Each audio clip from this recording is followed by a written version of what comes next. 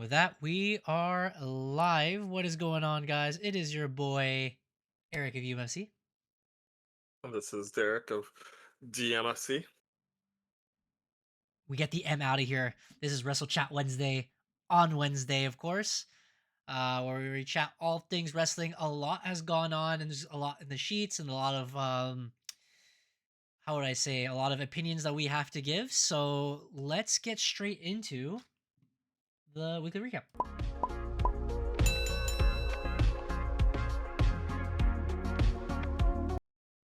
That was a whole lot quicker than I thought. But welcome to the weekly recap. So let's start with SmackDown. It was an action-packed weekend because there wasn't only WWE things going on. There's other pay-per-views going on outside of WWE that may or may not impact the wrestling world the same or impact WWE in general. Starting off with SmackDown, again, we're still on the road to WrestleMania. Huge thing at the beginning was Drew McIntyre. He comes out and he's pretty much screaming, as deservingly so, because everyone was pretty upset last week that Drew lost his opportunity to be a WWE champion leading to WrestleMania. Because Cody Rhodes had to politic his way through, but that's an opinion Derek can send a little bit later. So the result, Jacob Fatu pretty much confronts Drew and says, like, what are you going to do about it? Like, I'm the one who ruined your thing. Drew, as you can see here, signifying the middle finger, says he quits and he walks away. Uncle Howdy and Eric Rowan fight Solo Sikoa and Talatonga in the longest rivalry of all time. Doesn't matter at the end. Uncle Howdy and Eric Rowan win, but they fail to secure the lamp. Shinsuke Nakamura is still trying to convince Tama Tonga to go to the light side. Solo caught him and he says, "Don't talk to my family again." Jade Cargill finally gets her rematch with Michin, or Michin gets her rematch with Jade Cargill. Very good match. I think it's the longest fight that Jade's had in a while and the most damage, I guess, she sustained. Michin actually fought back pretty well compared to Jordan Grace's match a couple weeks ago. But at the end, she still gets defeated. She talks her ish on the mic. Rhea Ripley comes out and is like, "Well, if you're gonna talk that ish, confront me now." And Jade Cargill walks away. Rhea Ripley calls her a bitch, and Jade looks like she breaks character. She just starts laughing. That's what happened here. Next, the Women's Tag Team Championship is on the line. Charlotte Flair and Alexa Bliss take on the Irresistible Forces, and it was a pretty good match. Unfortunately, the Bellas had to interfere. Looks like they're the ones that are going to lead to the road to WrestleMania, or maybe it's a triple threat. I don't know. They cost the match when Charlotte Flair and Alexa Bliss were about to win, so now it's a whole little thing there. Danhausen curses The Miz again because he does not add him to his Miz TV or add him as his apprentice, which leads to something a little bit in the future. Damian Priest and R-Truth defeat Los Garzas because Los Garzas, they're like, we soften everyone up so you can win. Damian is like Wepa time and then buries them. Backstage with other tag teams, the Motor City Machine Guns tease a breakup. And they're trying to convince Johnny Gargano to be the Johnny Wrestling that he needs to be. The curse by The Miz was Miz TV when he held the Jelly Roll. Jelly Roll pretty much knocked him out with the assistance of, who was there? Kit Wilson. Kit Wilson, yeah, because it looks like they're going to be the tag team celebrity match that might happen in a little bit with either Danhausen or there's another thing that we want to see in the sheets, but we'll talk about that later. Tiffany Stratton defeats Kiana James. It was whatever. Trick Williams defeats Jacob Fatu. That one was pretty cool. Trick Williams was confronting everyone backstage. So was Sami Zayn. He talked to Cody Rhodes. Cody Rhodes teased like a heel turn, saying like, all you care is about the championship, not our friendship. And Sammy's like, brother, you gotta cool it. Like, we're friends. Like, what's the matter with you? Same thing. He tries to talk his ish to Trick Williams. Trick Williams is pissed. At the end, Drew does return. Claymore's Jacob Fatu, and rightfully so, Trick Williams is going over. He wins the match. So really good booking. Last thing in the night was Randy Orton and Cody Rhodes, where they decide to go at it at WrestleMania, sign their contract, and say, it looked like a face versus face until it wasn't. Derek, explain to the crowd what happened. Well, Randy Orton kind of hesitates to sign the contract. Tells him that this was supposed to be easy. It was supposed to be Drew. But he doesn't really Yeah. know how to feel about this. Cody Rhodes kind of cuts him off and says, like, people expect you to be the Viper. That I know that you're hearing the voices in your head. And we expect that person at WrestleMania, but not at WrestleMania. Like, let's just be happy. Let's be like happy over the fact that like I'll get to fight my mentor, whatever. So Randy signs the contract. They embrace, and then Randy just slams Cody's head into the table, gives him a low blow, and proceeds to brutally assault Cody. Hits him with the steel steps, busts him open, beats him Brutally. down to a pulp. Mm. Um, the officials come out to try to stop Randy. Randy shoves. Oh, he cut out for a bit. Let him come to. What are you doing? And oh, did I freeze? You're back. You're back. Okay. Yeah. Assaults. Basically, the officials. Jelly Roll's like, "Oh, you guys are friends. What are Oh, you I forgot doing?" about And that. he pushes him too. And leaves Cody Rhodes bloodied on top of the steel steps. The officials try to help. Randy Orton comes back with a steel chair and hits him right in the skull with the steel chair on the steel Smashes his steps. skull. Um, and then goes back into the ring, sits down with the WWE Championship on Changes around his waist, his and cover has the picture. familiar Viper look on his face. To cheers, by the Feeling way. To cheers. to Everyone was cheers, cheering. to absolute cheers, and that's how we closed off SmackDown. That's how we close off SmackDown. Very shocking, but very what we were expecting. We wanted Randy to absolutely lose it. Cody does say, we all expect you to hear your voices, so listen to them. He did. Very brutal, very bloody. I don't think Cody meant to cut himself that bad, but he was gushing. I watched it when it happened live. I was rewatching it again with Seba, and they edited everything. So Seba was like, "Why didn't they just put everything in black and white?" And they should have, but they went to every single camera that was not Randy and Cody. So it showed when Randy like smashed his head, and there's Cody dying outside. But anytime Cody's back was turned, that's when they showed like Randy like punching him or whatever. But when Cody was about to turn and show like the blood on camera, they'll show like the crowd like, oh, or they'll show like how to describe like a third person view, like a video game, like very, very, very far away, and you can see like them Oh, punching like at the table. But it oh, was really? did not look good at all. Yeah, yeah, Interesting. yeah. So they hit all the blood, but on Raw and on the entire segment's on YouTube and on Monday Night Raw, like it's all there where Yeah, he's being they brutally did black attacked. and But white it. they did They did this black time. and white it, Yeah, but yeah, interesting. yeah, did not look good on SmackDown. Leading towards the weekend, there was more wrestling pay-per-views, and we're gonna have Derek kind of help us with this. Next pay-per-view we have set up here, Triple A. Of course, Lucha Libre, they had their pay-per-view, a couple of huge matches, a couple of huge moments that we'll quickly go through. Grande Americano wins Rey de Reyes tournament to earn the AAA mega title opportunity. So it looks like, again, he's super over Mexico, so it looks like he's going to fight the next AAA mega campeon, of course, which we'll talk about afterwards. Huge moment with Penta. He returns back to Mexico as a hero. He has been huge online wise. There's been a lot of a big following. People have been praising his matches as well as the Intercontinental Champion. He thanks everyone. He says this is everyone's title. He invites his brother into the ring, which, if you guys don't know, it's Rey Phoenix. Don't worry. You would get confused with Kalisto, and you would get confused with Dragon Lee. Not those guys. Definitely not those guys. It's Rey Phoenix. And they say that for Triple A Mania, they want to return the Lucha Brothers one more time as a reunion. So at least he's doing something in AAA, which is good. And the last, oh sorry, another thing that happened was Santos Escobar was back, right? And he Yes. was wrestling supposedly, and I don't know, but this was in the sheets, and by sheets I mean Seba. Apparently he was high the entire time, or he was drunk or something, and maybe Oh, and supposedly that's why he got injured. So now he apparently is out on the shelf. And the last match was Dominic Mysterio versus El Hijo de Vikingo, which again had big stipulations when they came to it. If Dom lost, he's gone from AAA forever.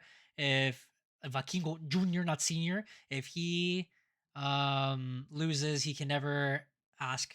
Dom for a championship opportunity again. At the end of the day, even with the assistance of Omos, Dominic Mysterio picks up the win in a brutal like no DQ match. But the downside of that is Dominic Mysterio got injured, so he cannot compete on Raw, which we'll talk about after. And then on Sunday was AEW's pay per view, which apparently they kicked me out. I think. Oh no, it's over here. Derek can take us away. It was March 15th, AEW Revolution. There was a lot that went on. Yeah, there was a lot that went on, Yeah, like too many matches. I'll typical give the AEW, of gist course. of it. Yeah. I'll give the gist of it. Young Bucks had a tag team match with against FTR. I believe FTR went over. After the match, Edge and Christian came back and Big. basically staked their claim Yeah. for the tag team championships to restart their rivalry with FTR.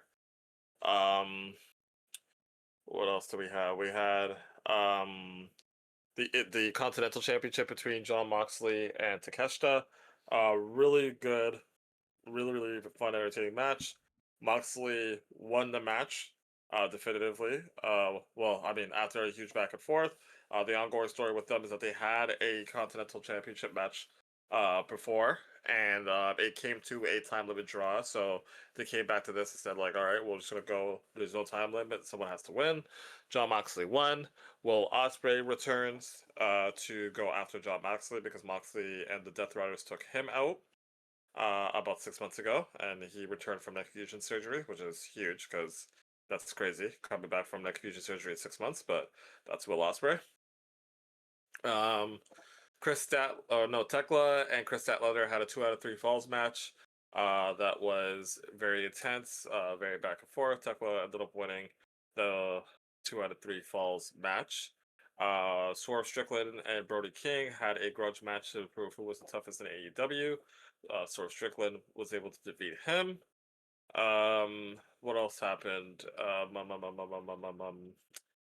I think um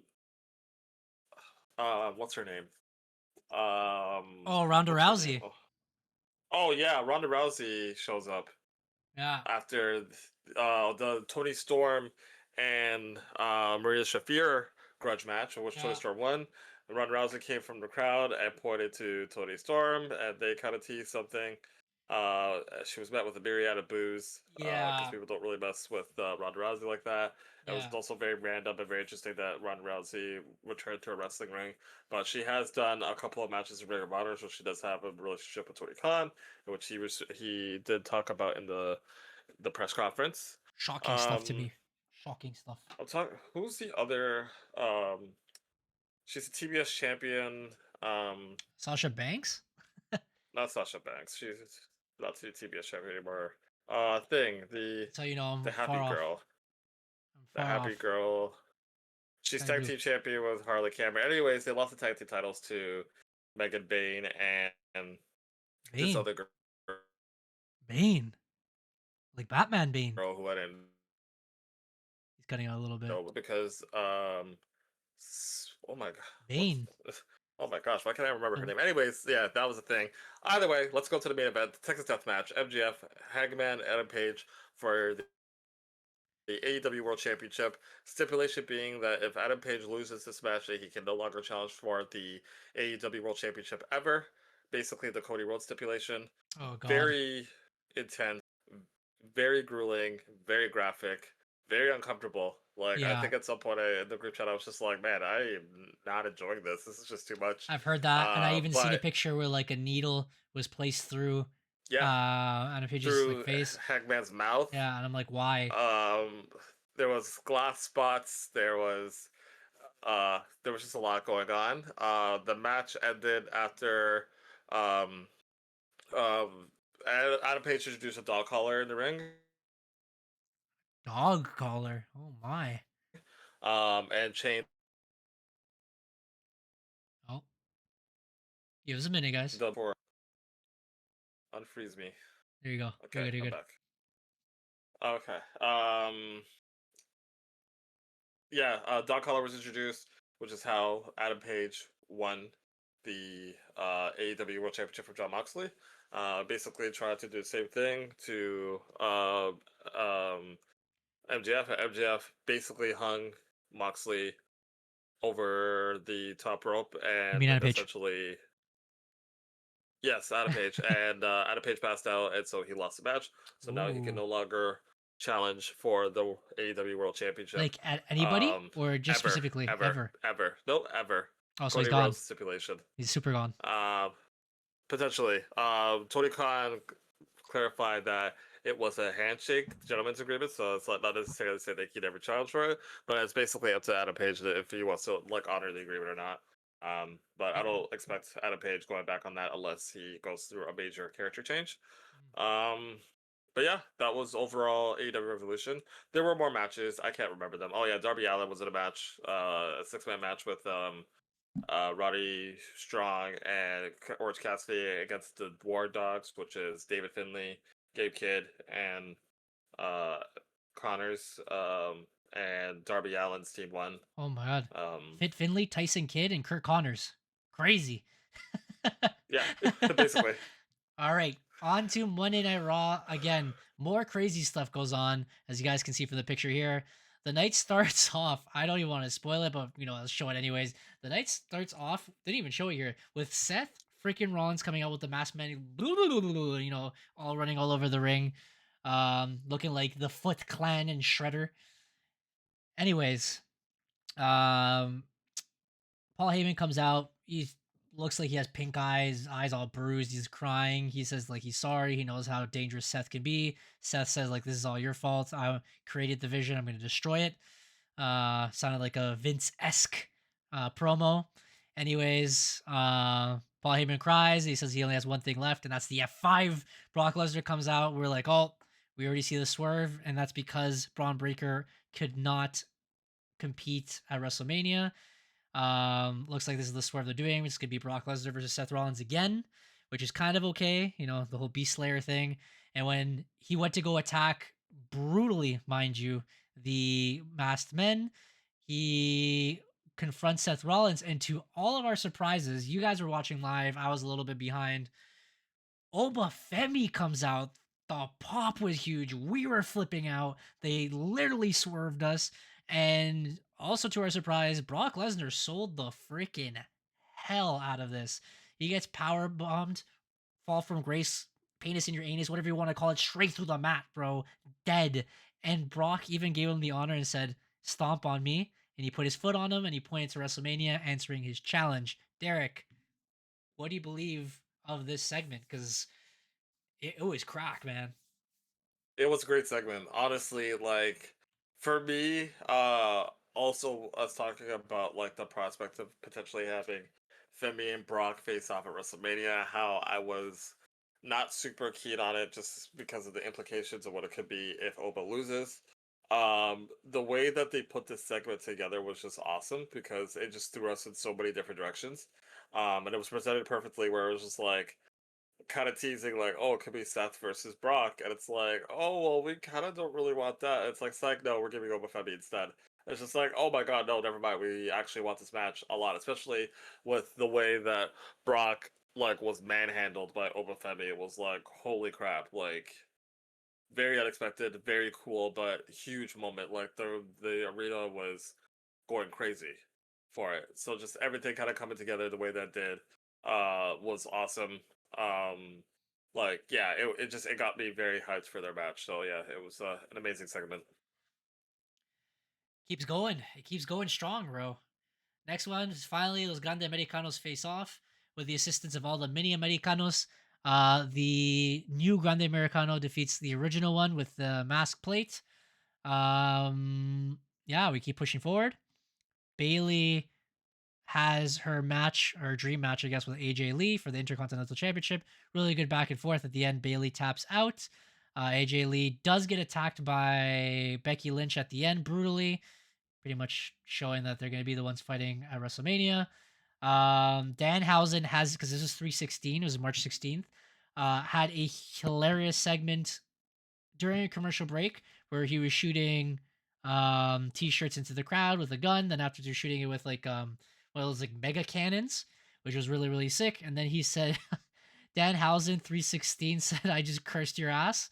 It was hilarious. He does have a backstage segment afterwards with Kofi Kingston and it was Grayson Waller, and there was one other wrestler, Javon Evans. Javon Evans, but he was speaking to someone else too. No, He was speaking to Dragon Dragon Lee Lee. after his match. Okay, yes, and we'll explain that match afterwards.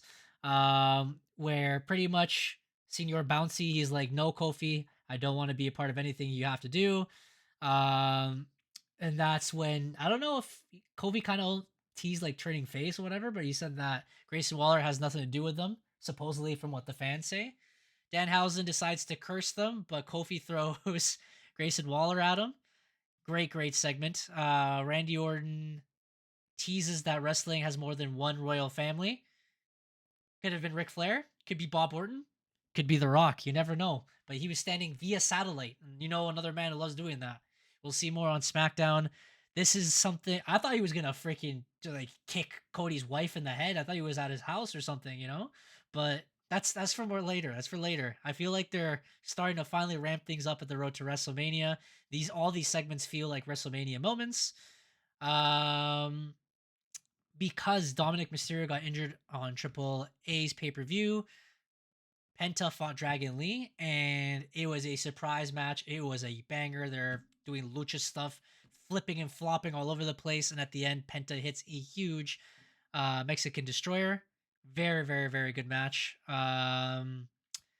Maybe Derek can take this one away because I definitely skipped it every time I watched Raw.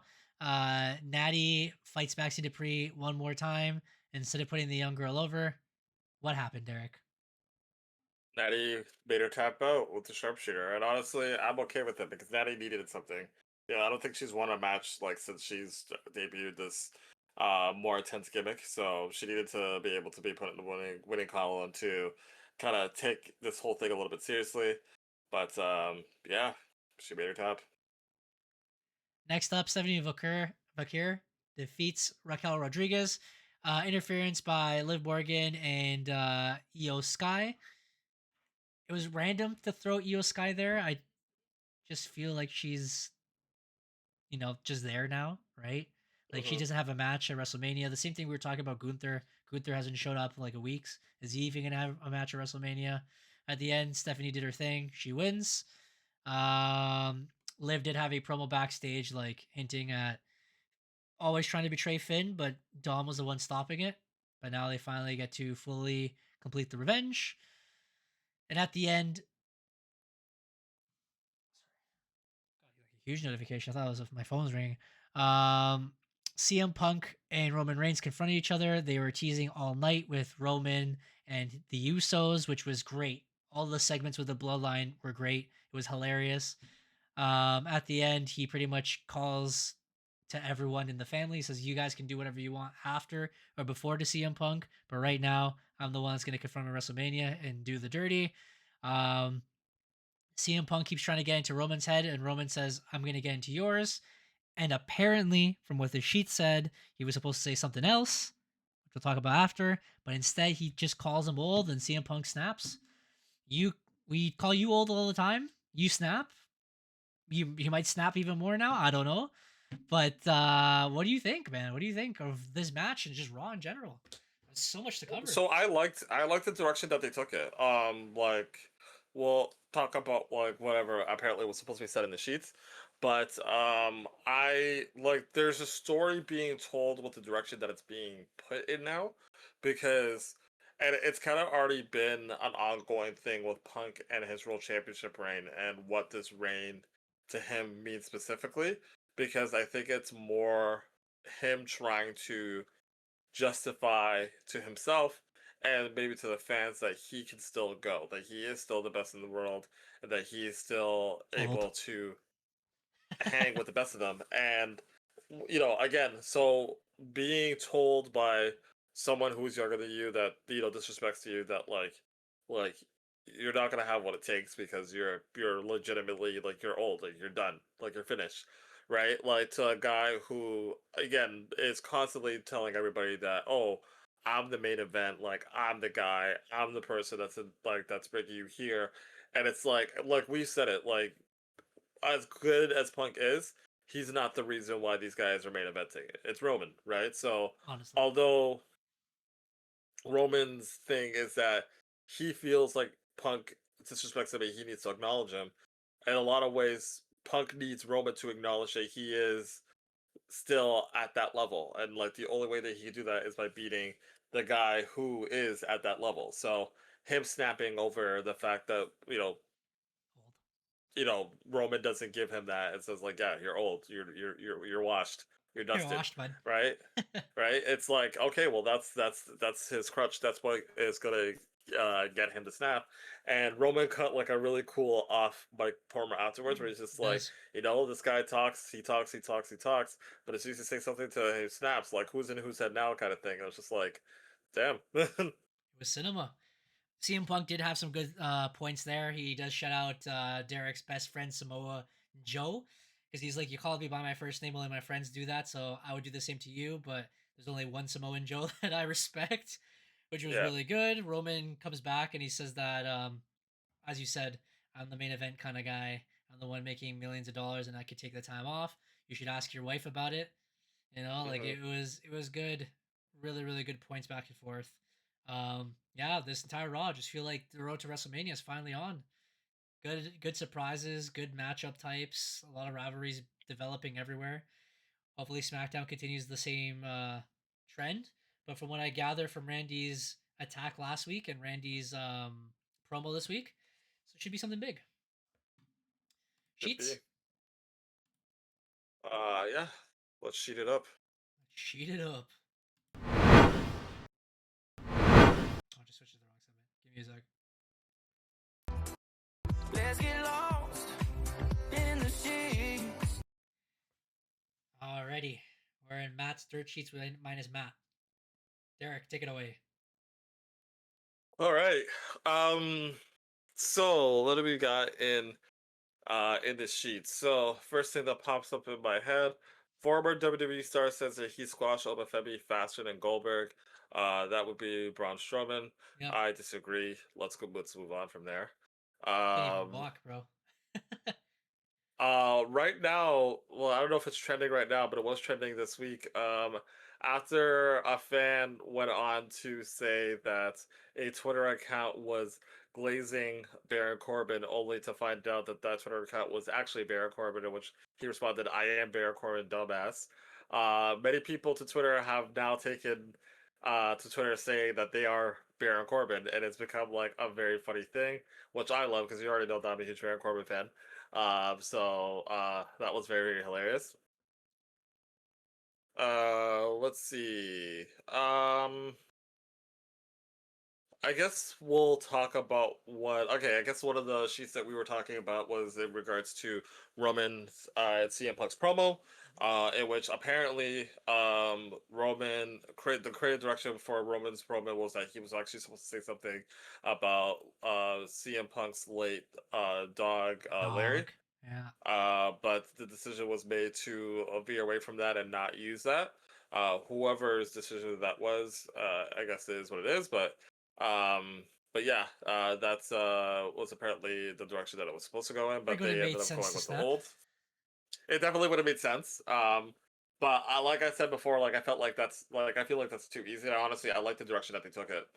Um, I think that, like, from a kayfabe storyline standpoint, like, going after him for just, like, attacking the insecurity of, like, whether or not he actually deserves to be in the spot versus, just going for his dog, which, I mean, there's still some weeks left. Maybe they'll decide, hey, I think so. actually, we're going to do it after all. Yeah.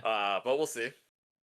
Um, People are saying online that they could see Obafemi shedding a tear when he went over on Brock on Monday, and I definitely did see something leak from his eye. I don't know if it was sweat or if it was a I tear, thought it was sweat, but honestly. I honestly thought it was sweat too. Like, I don't know if that's a moment that, like, I definitely don't think that the moment was lost on Obafemi at all, but because it was still a huge moment. But I don't know. I think people might be trying to say something that wasn't actually a thing, but who knows? Um, what else do we have? We already talked about um what's his name? The Legado del Fantasma leader. Santos Santos Escobar. Escobar. getting injured. Battles He's is expected to be on the shelf for up to 9 months. Forgot oof, what he injured, but that's yeah, crazy. apparently it's a pretty serious one. So his first match back, and he's already gone. That's very unfortunate. Um, I guess one of the major sheet talking points was over this past week. As we know, Ricochet is a huge heel within the business. I think he's been spending way too much time on the internet, going back and forth with the IWC, and saying a whole bunch of stuff and whatever, whatever. But it seems as though his comments might have finally caught up to him. There was a Twitter account that um, said that his acting hasn't gotten any better, and um, Ricochet's response was, "I'm glad that you have MS," which drew a lot of backlash from a lot of fans.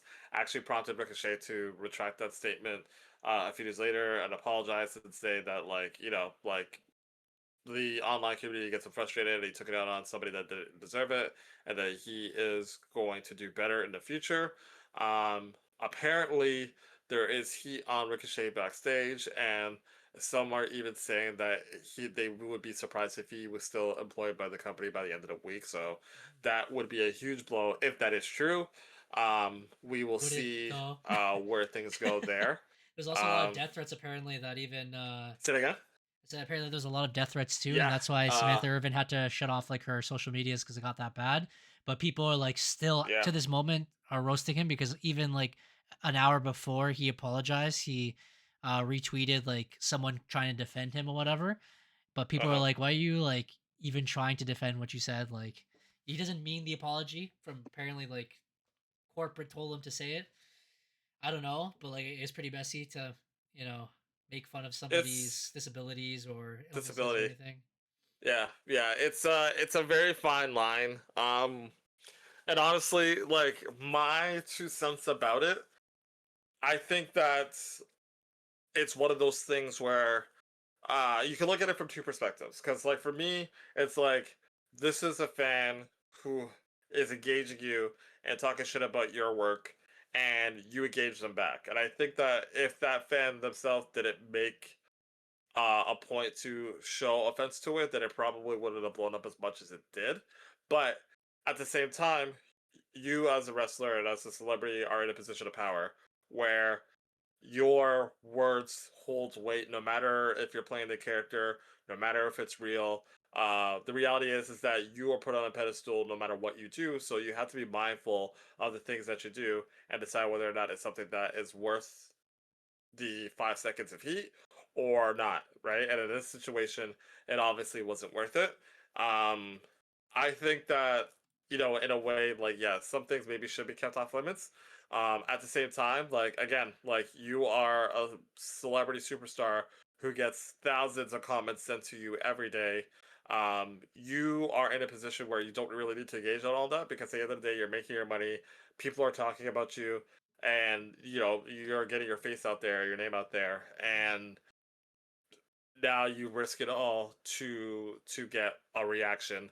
um if this was if this was him in WWE, there's absolutely no way that he'd be able to engage that person in the same way. They would have Yeah, fired him.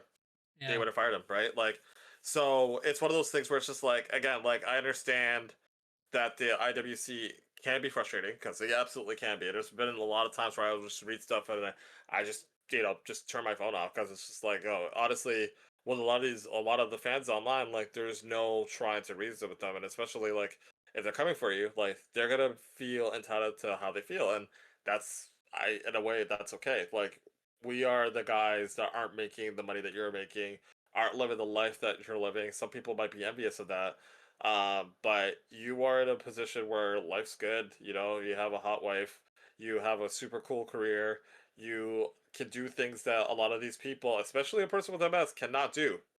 And as opposed to kind of like letting it brush off of you, you engage it. And I don't know if that's the best course of action, yeah, but that's kind of like what you did, right? So now you have to deal with whatever the consequences are. yeah. So Shout out Lala in the chat. oh, I didn't even look at the chat. Lala's in the chat. Oh, thank Appreciate you, Lala. appreciate you joining. Yeah, I don't know. All I know is this right here. As John Cena has always taught me, rise above hate. Of course. Yeah, I don't know. It's just like AEW is like something you get more away with stuff, as we saw with the match types this week, right? With the whole needle situation and glass and stuff. So I can see how I can kind of get away with things. People have said that if it was MJF, it would have been different, but I don't know. I just feel like the guy's like waste in a way. Like I just feel like even when he Hmm. was in WWE, like I just didn't feel like he was improving that much in general. Like his in ring skills has always been good, and you can't take that away. But like now he went to AEW, and I feel like he could do so much more. And I don't know. He takes his like he's trying to do something in a way where he brings his heel persona online, kind of like MJF, where he follows his character all over the place. But I just feel like it doesn't really work at all. And now someone has fought back, and it's gone to a big serious situation. Anyways, Derek, what's next on the sheets? Um, what is next on the I sheets? was gonna mention. Oh my god! Got the blurb just went through finally. There's John Cena. Yeah, there was one time. Okay. Apparently Braun Strowman is teasing in ring return. We'll see that about Oh, that. good lord. I guess the other thing is what we actually just like found today. Was the some potential update with Gunther and his WrestleMania status. Yeah. Because the ongoing thought was that Gunther's feud with Dragon Lee was supposed to set up a match between him and Rey Mysterio. Rey Mysterio is still injured from the Royal Rumble, and there is n- growing uncertainty that Rey Mysterio will be clear by the time WrestleMania comes along, which is a huge blow because Gunther being one of your top guys, especially the guy who retired Goldberg, AJ Styles, and John Cena not having a match on the card this close to Mania is kind of disrespectful. Oh, good. Um, Leave my hero away so from him. potentially, apparently, as according to the sheets, the plan might be that they might have Gunther and Seth Rollins face if Braun Breaker isn't cleared in time for WrestleMania as well. And the idea would be that Paul Heyman would recruit Gunther's help to try to take out Seth Rollins permanently. Um, which I'm not mad at it. It's I'm okay. not. I mean, there's like nothing You serious with know, it, like but you it's gotta throw it very it's together, you know? very okay. Like I get it. It's the best that you can do right now, but it's also to me one of those like no win situations because I feel like Gunther has to win, or else like I feel like everything that he's done up until this point with those matches kind of doesn't work. Like, it's not to say that I'm not expecting Gunther to ever lose a match again, but in the same light where Brock Lesnar beat the streak, that led to him squashing John Cena in 5 minutes at SummerSlam.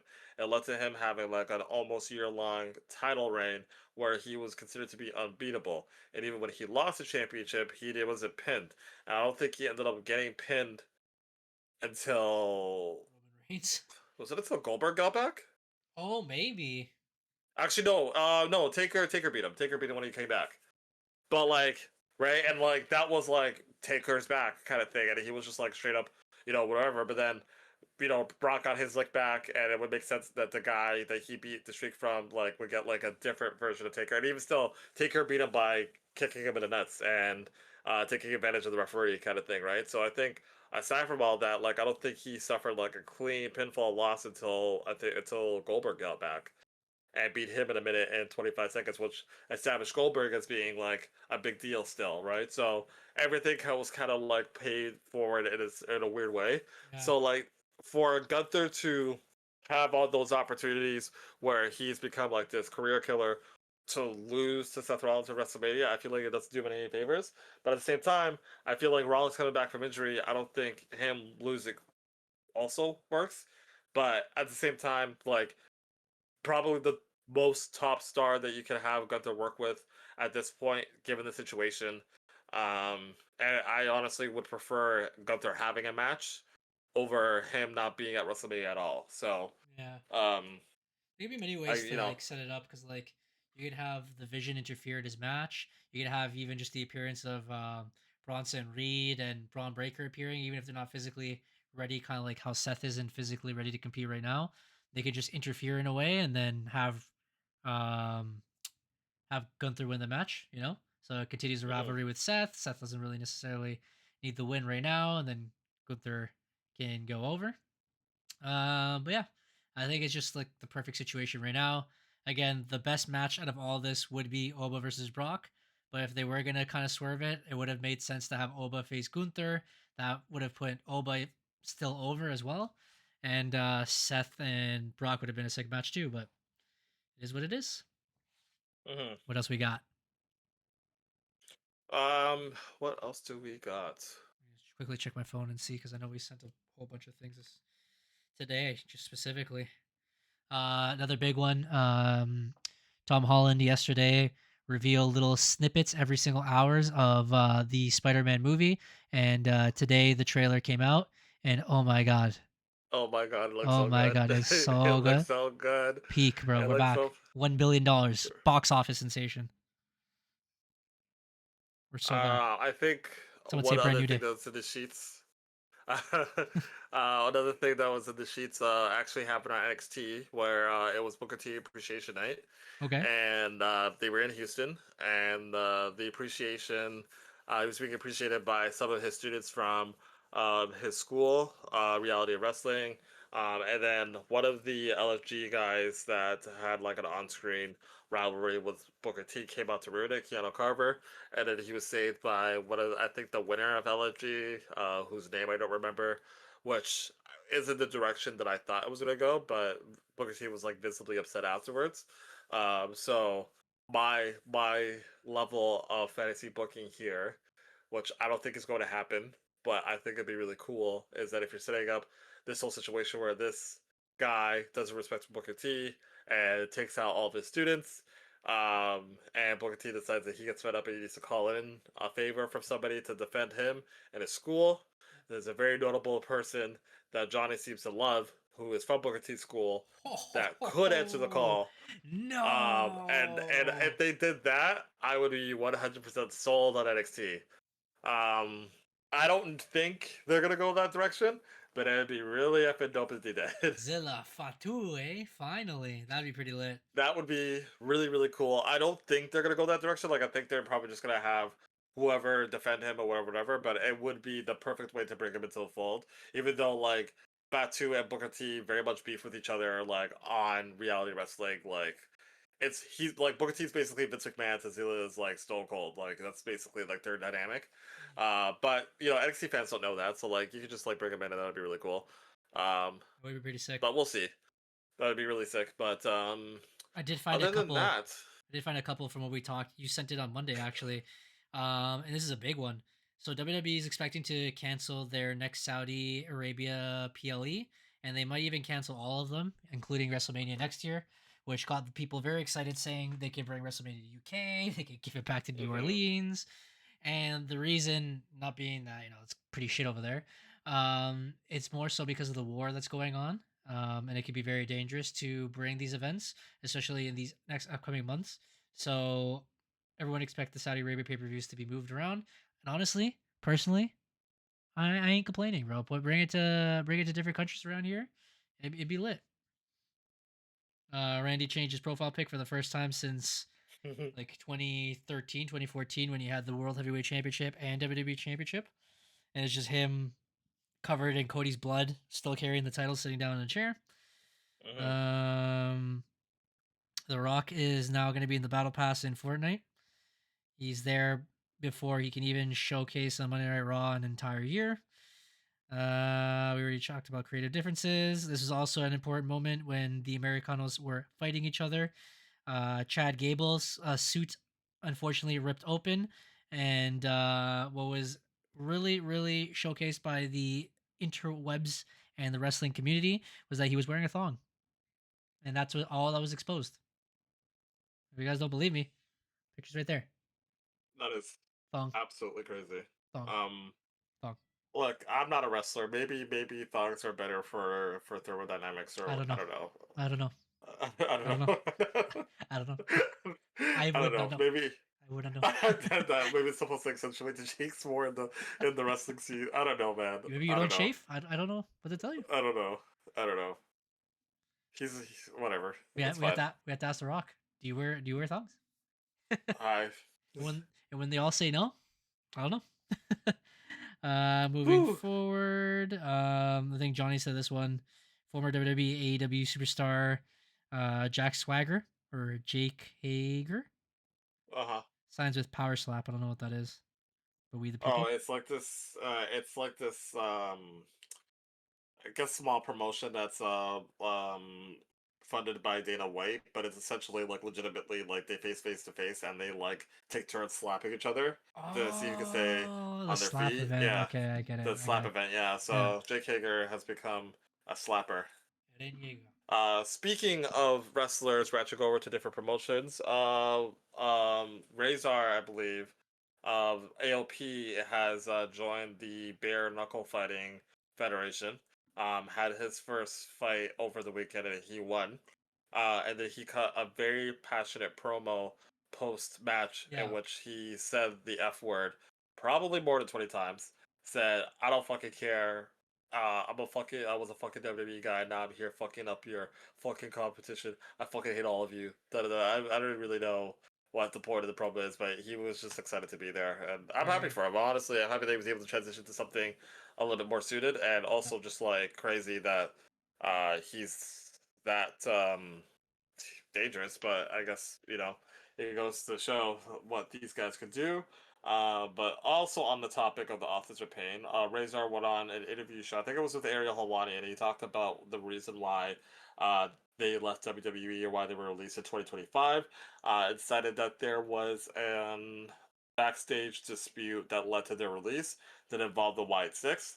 Apparently, the White Six didn't want to take like the AOP's moves, and they had a backstage or like they tried to like change things up mid match, in which they AOP wasn't having it, and backstage basically read them out and said like, yo, like that's not professional, like this is the stuff that we're supposed to do, this is stuff we were gonna do, like you can't decide that you want to do something different like mid match while we're out there. um but had a backstage discussion. I guess apparently it got back to whoever, and effectively like later on the AOP got released. So he didn't really go into too much detail or who was involved, but he basically said like that was what it was. But I move forward. I don't really care. It is what it is, kind of thing, right? So Hmm. Interesting. But yeah, that's all I got for the sheets. I guess you said you had a lot of grains of salt. Or actually, for a very action-packed week, we went pretty quick through this. Already 47 minutes. yeah, Yeah, let's go to your salt. all right, let's do it.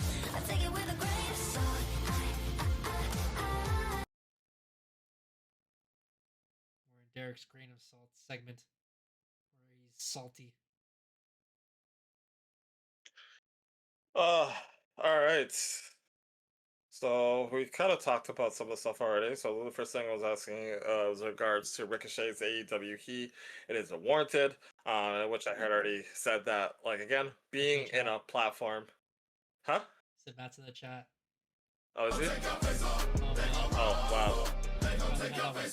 It's about drive, it's about power. We stay hungry, we devour. Put in the work, put in the hours, and take what's ours. Like I've never seen someone use more than one look at the same time. Oh my lord. Oh my lord. He says F the salt, this is takeover in it. Sorry, Derek, continue. Ricochet? Okay, so is the Ricochet stuff somewhat warranted? And again, like as I was mentioning before, being in the position that you're in, like regardless of whether or not it's something that was taken too far or not, like you run the risk of potentially like ruining yourself if it is taken the wrong way. You don't know your audience, and you can't take those risks. So all in all, Ricochet's dumb for what he did, but oh well, we'll see what happens. Mm-hmm. Obra and Brock did exactly what they needed to do to get me into their match. I'm so hyped for it. And it was just the way everything just came together perfectly. The way that Brock got decimated, like that was like the perfect segment to be able to be like, all right, cool, like this is a match you want, and this is how we're gonna give it to you. And it was just like, yes, I'm on board. It was awesome. It was perfect. Like booking 101. Whoever booked that segment deserves a raise. Um, See how Road Dogg leaves and everything gets better. Crazy. Crazy. Even online, Um, everyone was so happy, like just in general, like about the product. yeah, They're like, see, you can actually yeah. make wrestling fun when you surprise us, you know? So, Gunther and Knight's media plans are still up in the air. Oh, I forgot Potential about for LA Knight. Gunther. But LA Knight, yeah. What's LA Knight doing? Like, what are we saying? We're 4 weeks out, Oh, we missed that and segment. I forgot about that. LA Knight did have a segment because um, Paul Heyman says like don't do anything to Seth. Um, yeah, Theory and Logan Paul have to focus on the tag team championships, which is against the Usos. So that's probably what the WrestleMania match is going to be. The Usos does get confronted by LA Knight. Matt just already in there, ambulance driver, the bad boy. um, he says that like I'm on board with helping you guys. You guys are cool, but if you do this whole Roman bloodline stuff again, like we're not cool. We're not gonna be friends anymore. And that's the furthest to his WrestleMania plans right now. yeah, pretty much. God, we missed that Let's segment. see My what bad. else we got. What is he? The bad boy. So yeah, I don't know Bad what boy. where LA Knight's going. I honestly don't know what they can do with him at this point because like everyone that he is feuding with is involved in something. So unless like LA Knight gets like a tag team partner of some sort and gets involved in his tag team title situation, or they do like a random 6 man, or I don't know. I don't know where we're going with this, but we'll see. I've also slightly touched on the Roman Punk story and why the pivot makes so much sense. Although people were looking for something a lot more personal and just trade jab for jab, um, Roman attacking Punk's age attacks like the one insecurity that I feel like Punk's character is trying to protect so much by being champion and by constantly putting himself in these high pressure situations. It's because that he wants to prove to himself that he can still be at the best level that he can be at the point that he's at. And for Roman to come through and say you're old, it's like you're discrediting everything that he has done, which is probably again an internal fight that he feels like he needs to fight through. Pretty much back when he was in the prime, when he felt like he was the best, and there were constantly other people who told him that he wasn't. Right, and now here comes Roman, who is arguably the best of all time. That you don't acknowledge, that is telling you that like you don't have it, and you can keep telling yourself and telling everybody else that I'm here because of you, but it's the other way around, kind of thing, right? So I like the direction that they took it, and I think it makes better sense. Um, Completely ignoring what Matt's saying in the chat. Ash is off in the chat right now. He says there's a giant named Andre in his future, and I could tell him he was never the best. You know, that whole best of the world thing, like I don't know. Obviously CM Punk's always been good. He's always had these great moments or whatever. As I've said before, and I'm pretty sure when we're streaming his showcase, WWE 2K26 replay, of course, soon going on YouTube. Um, like I messed with him, you know, like he was pretty cool for the most part, but I never saw him as the best out of all those generations. Like when he went and took the title from John Cena and he returned, like those were great moments and such. But and of course he's obviously a better, younger wrestler during that time. But like to say best in the world, like you know, it was a whole lot better, and personally, in my opinion. So I never agreed with that term, even though like when he returned it was pretty lit and like he's been doing great right now, even on the mic and in the ring, like especially for his age.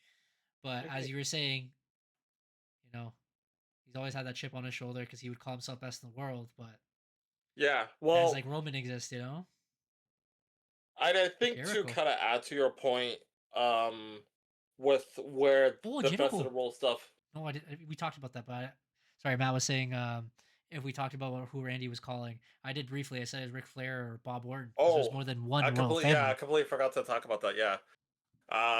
Which yeah, we will talk about that. But like to go off of the CM Punk stuff, um, I I love him. I watched through all of that. Like, was very much deep in there, and like what CM Punk at his You bring the mic? prime, what it was. Wait, what? Continue drinking water. Oh! I don't have any water on me. I'll take some drink after. Um, but what? Why?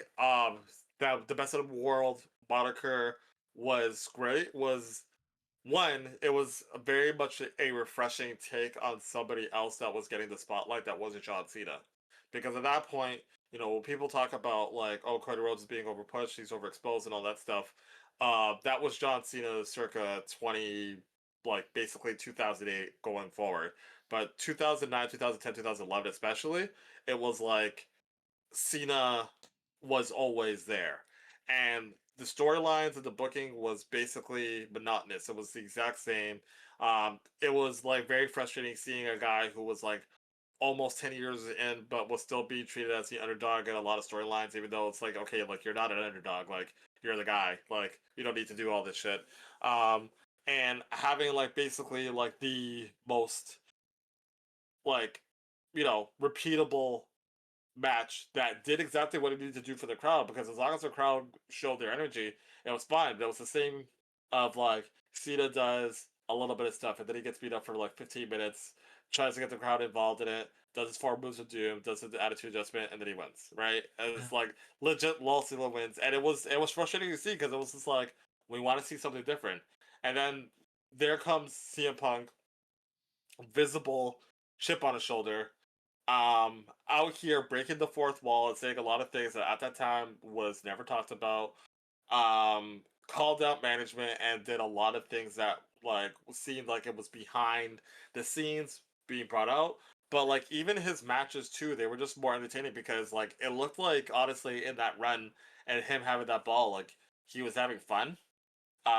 Like he was just like approaching matches in a way where he was still able to show and be able to build a match that had a lot of wrestling in it, but also had a lot of entertainment value. His feuds were fresh because he was feuding with Triple H, who was like a babyface at the time, but breaking up real stuff.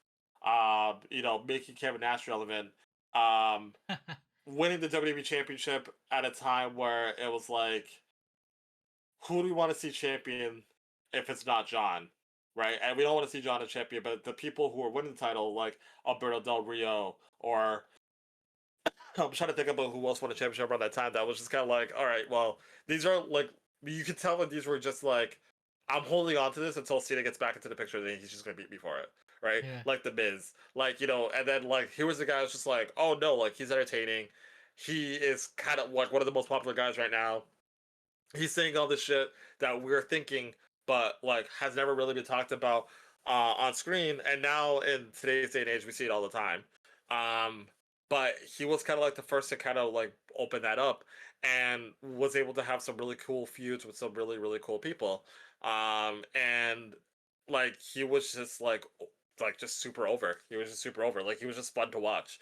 And I think obviously what sucked was that like when he left at such a pivotal time, because I honestly do feel like he could have worked his way back up there, to be like the main guy, especially like with his potential match with Triple H that year that didn't end up happening because he ended up leaving the company prior to. But it also started a movement of sorts where the fans became more vocal about seeing who they want to see and not seeing and like pretty much telling you we don't want to see this person, right? And it was already vocal with Cena because it was just like, all right, cool, like whatever. But then that's when like the Daniel Bryan movement happened. That's when the Dolph Ziggler movement happened. That's when all these guys who you were okay with seeing them in this position, you knew you wanted to see something different besides Big Show, Randy Orton, John Cena, um, Alberto Del Rio, I guess, and all these guys who were always in that position. And you started to see some people who were like, they're entertaining. They do well in the ring. They create loud reactions in their role, and they could be up here, but like like Michael Hayes said about Chelsea Green, like this is your ceiling, and you're never supposed to get on top of here. whereas Punk felt like he was a person who was given a ceiling, but he forced his way past it, and we all supported it. And it got to a point where it created a culture of, I would say, a lot of toxic fans who felt like, no, we're going to force our picks to be in this spot because this is who we want to see. And in hindsight, was it the best way? At the time, it was, because it did create um it did create newer stars. He wasn't watching during this time, so he literally cannot say a thing. But but it did create newer stars and create like fresher situations. But at the same time, pressure situations. By the way, he said pressure. But yeah, but I think that was just kind of like what made like that Punk run so huge. But now, like, if you look back on that time and you look at like what happened after, like by the time Punk left, the Shield was already there. Like the Shield came in and they came like guns a blazing, and these were three fresh guys that like just started, but like they were putting on like their first match in WWE was a main event at a pay-per-view. And it was fucking gas. Like it was so good, and like they pushed the bar as to like what to expect, and like everything was kind of centered around those guys. And it kind of created like more of a culture of all these other guys who were coming from the NXT system that were like really, really good, that started to like kind of like show themselves out. And then I feel like after that whole situation, that's when NXT started to open up the idea of like, you know what, like we can sign indie guys, and that's when Samoa Joe came into the picture. That's when Kevin Owens came into the picture. That's when we finally got AJ Styles. That's when we finally got like all the guys that we knew about that were WWE adjacent that we never thought would make it into the WWE. Like it was like never a thing, and now all of a sudden it was just a normality, and it created a better product. And some could argue that maybe that pipe bomb was kind of like the precursor to allow that thought to be a thing. Who knows? But like that's where I feel like why like the best in the world felt bigger, even like past CM Punk's run. But like he opened up like a lot of things. I feel like within WWE that we didn't really think we would ever see, right? So, um, but I'm bringing it back into today's day and age. Like that was 12, 14 years ago, right? You could do a lot within that time if you stayed with the company and you did it. And now you are basically touching like Hulk Hogan's age when he came back in 2002, and he was well past his prime and well past his welcome. Um, Still in the main event, and you are. It's very ironic. Like CM Punk has now legitimately become the thing that he was fighting so hard to become the man, eh? work against. Franchise. He has become the New York Yankees. Yeah, that's he is the the promo. franchise. That's the promo he said against John Cena, which is funny. You also reminded me of something. Brock Lesnar is exactly the same age. He's 48. And he is the same age when he fought Hulk Hogan in 2002.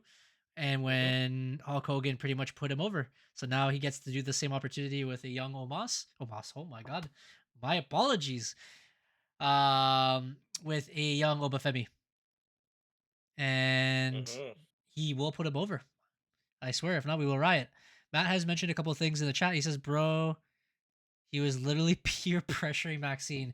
That's true. Austin Theory was talking to Maxine like dead on the floor. I don't know if she was like depressed or whatever. Logan Paul's like, what? So we might see our first member of I was gonna say the pressures of the Vision, a female member. Punkamaniacs running wild. I forgot about that part of the promo. That was definitely thrown in there.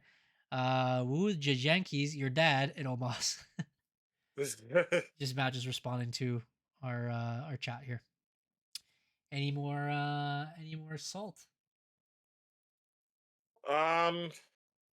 Yeah, well, I actually did want to kind of talk about the Randy and Cody thing a little bit. Because like I didn't really even get to talk about my 2 cents about who I think that phone call went to. Okay. But prior to that, we had already talked about this last week. Like the turn itself felt very out of nowhere. And although I'm loving the fact that the turn happened, Out of nowhere. it feels like it's something that they could have maybe built over a week or two before he actually executed it. But at the same time, it's generated the buzz that it's needed to for this match. And for anyone who was like very much like anti Cody, we don't want to see Cody here, and now it's like, oh, okay, you know what? The heel turn happened. This is something different. Like, this is something we've been waiting for. Like, let's just go through with it, and kind of go from there. And honestly, the promo itself did what it needed to do in order to kind of set up the turn, where like it's as though Randy was kind of like sort of battling with himself to kind of decide if it was the best move or whatever the case may be. And then finally just executing, just deciding like this is the path I'm going to take. Um, I like in regards to the phone call though, like for me personally, I honestly think that he called his dad. Like that's what I think. Like I feel like the reference of like Your wrestling has dad? more than one royal family. I thought he was talking about his own family. Yeah. Yeah, and you know he's a third generation star, and so like there's definitely some family ties that are there, and so I feel like that could be very much like something that he could lead into, um, but it'd be really My cool if dad. he had called somebody else. Um, let's see, what does he say? It's how it's just so much easier to do quickly than a face turn like Randy's turn was way easier to take in than John Yeah. trying to become good in one night. Well, yeah, and like, but see, like the John thing made sense as to why that didn't work because like the whole run itself felt like it was overdone. Like like Shimmy had already said that like his heel run didn't make sense. Yeah. And they could have justified it by saying that Cena turned because he was desperate. And I felt like that would have put things into perspective as to why he chose to do the things that he did. And maybe if Rock and Travis were involved more, maybe the route that they did take would have materialized into something that made a little bit more sense as time went on. But it was like such a I don't want to do this anymore. Like I'm just gonna be a good guy, and we're just kind of like, oh, okay, cool. He was on his All right, retirement run, of that's course. I feel like yeah, there's two differences with the heel turn. One, Randy Orton has always been this snake in the grass that will like turn on a yes, dime and hit you with it, so that's what makes more sense. And the second thing is just like the status of like heels and faces. When it comes to face turns, like it's usually a buildup that turns a bad person to finally turn good and then do the right thing, opposed to a heel where the person would turn heel and then later on they explain why they turned heel. So it makes sense in a way, but that's probably why people accepted Randy heel turn like that. At first I yeah, thought it was Ric Flair, but again, Bob Orton when he said the family line, it made sense. yeah, But it turns out to yeah. be The So, Rock instead. which that would be Mama awesome if it was The Rhodes. Rock. Mama Rhodes. Like Rock. that would be very awesome if it was The Rock. But we'll see. We'll see. Or maybe it could be one of those things that WWE does where they tease that it's going to be something and then it's actually nothing at all. Family. All third generations, of course. Uh my last question to you guys is, do you guys think that the pay-per-views at Saudi will actually be moved? Family must be Vin Diesel. Um, I think there's a real potential. There's a real possibility at this point. DiBiase Jr. Like, is in jail, my dude. As Matt's saying in the chat. yes, yeah, it's definitely not Ted DiBiase Jr., but Very much committed we fraud. can dream. We can dream. See? American Dream? Oof. Sorry, yes. What do you think they're going to move Uh, the Saudi pay-per-views? I think there's a real possibility. I mean, the tensions in the Middle East have not been this bad since their Saudi Arabia deal, and I mean, I mean, like again, like I wouldn't have risked it when things were looking kind of dicey back then, but they still went for it and it worked out. But I mean, there's like full on travel advisories now. Like it's not looking good, and I don't know. I feel that I don't know. Like I from a money perspective, obviously that hurts them because like you know there's a lot of money that was like kind of built on this whole thing, but at the same time, like I think there's a very, very real possibility that they could pivot and maybe man. try to see if they can make it back at a later date if things cool off a bit. But I don't see things cooling off anytime soon. So Okay. Yeah, my opinion's around the same. I do feel like they'll move the most closest one, but I think they keep yeah, WrestleMania over there unless it gets like a lot worse than it is now. Obviously their safety should be first, so yeah, I think they shouldn't even have a Saudi Arabia pay per view, sorry WrestleMania in the first place. But for sure, the foreseeable future, just move them all to Toronto. we got you.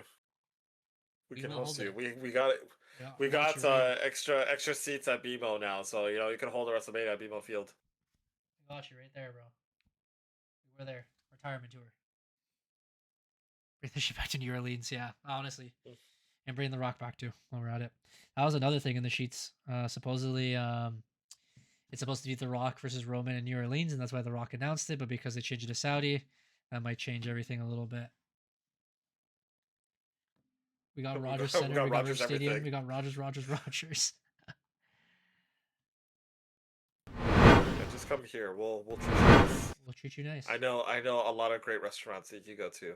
If you need massages beforehand, holla at your boy. Yo Sky. Sure, no grande americano. Not the original. I can't deal with thugs on the massage table. All Although right. that would be better to work on, but either way. All right. I guess that's everything we have for this week. It was an eventful week of wrestling, and the road to WrestleMania is so back. They fixed it in a week. So hopefully there's better signs to come. Next week, Brock Lesnar is supposed to return again, which is good. Hopefully they have a promo battle because Oba, from what I saw, is pretty good at the mic as well. So hopefully he just tears in a new one. I'm hoping Randy punt kicks everybody in the Rhodes family this week. Little kid gone, bro. Randy gone. All of them dead. Mama Rhodes RKO. So we'll see. We'll see how that goes. Till then, I'll be probably streaming the next few days more WWE 2K content. And again, if you missed anything, replays on YouTube. Till then, Eric of EMFC. This is Derek of EDFC, or I guess EMFC, because Matt's in the chat, so he's kind of back. He's somewhere there. Somewhere, We'll somewhere see hanging you out in the guys. ether. See you guys next time. Adios.